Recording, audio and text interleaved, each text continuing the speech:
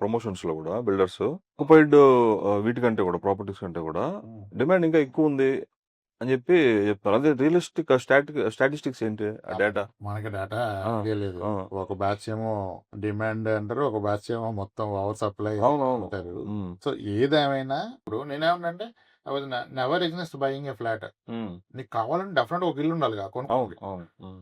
లోన్‌లోనే కొనండి. హ్మ్. లోన్‌లోనే కొనండి. హ్మ్. క్యాష్ పెట్టి కొనొద్దు. అది హ్మ్. First point. హ్మ్. కానీ ఇది ఇన్వెస్ట్‌మెంట్ ఏదో ఆఫర్ వస్తుందంటే తప్పు. హ్మ్. హ్మ్. 2 ఇయర్స్ బ్యాక్ ఎవ్రి క్వార్టర్‌కి ప్రతి వెంచర్‌లో పర్ ఎస్ఎఫ్‌కి 200, 250 పెరిగేది. హ్మ్. అట్‌లీస్ట్ రూ. 150, రూ. 100 పెంచాలి పర్ ఎస్ఎఫ్. ఇప్పుడు పెంచడం ఆపేశారు. హ్మ్. పైగా హై రేంజ్ ఫ్లోర్ కాస్ట్ తగ్గించాం. ఈ ఫేసింగ్ చార్జెస్ హ్మ్. ఇవి హ్మ్. తీసేసామని కూడా ప్రమోట్ చేస్తున్నారు. హ్మ్.